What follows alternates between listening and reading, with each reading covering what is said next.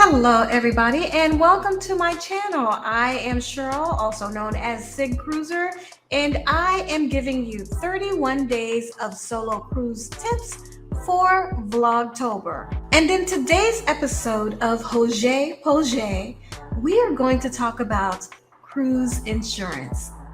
It's not just for medical anymore. So one thing I will say is, yes, I highly recommend cruise insurance.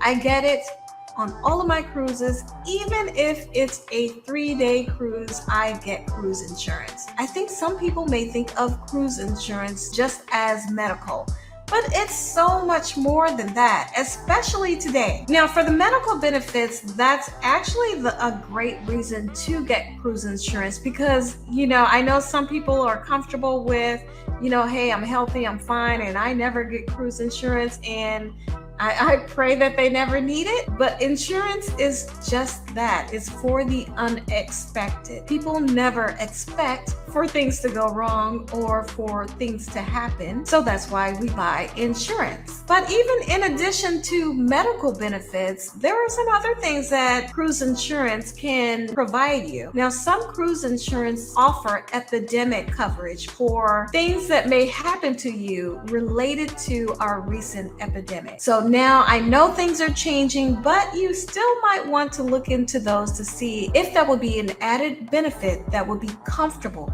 for you. And another thing that's going on now, all of these flight cancellations, flight delays, especially if you're flying in for a cruise. Now, hopefully you're flying the day before, but some people can't fly in the day before.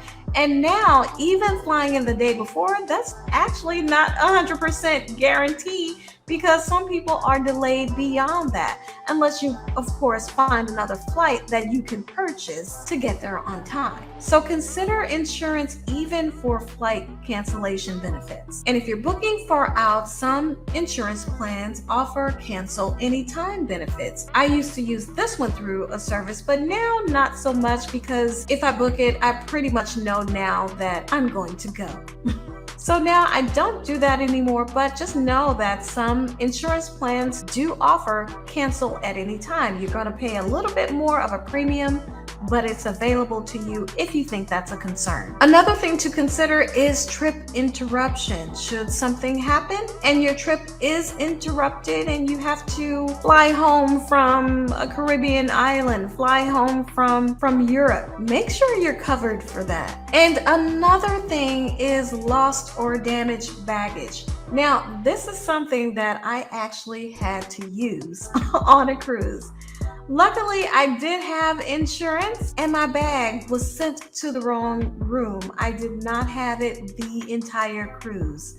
So what did I have to do? I had to, as best as I could, replace my clothing, which meant I had to go shopping. Now, for some of you, that would have been a great thing. I hate shopping.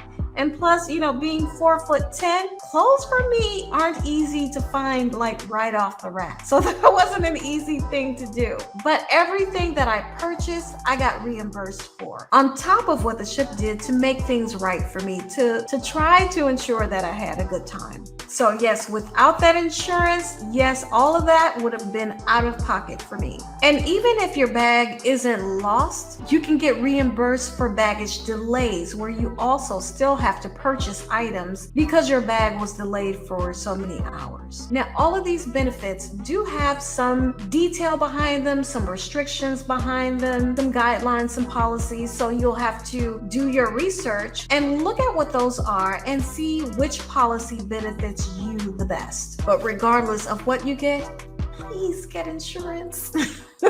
Especially today with everything that's going on. So I hope you found that helpful. That is my tip today. So for now, I will see you tomorrow. Bye-bye.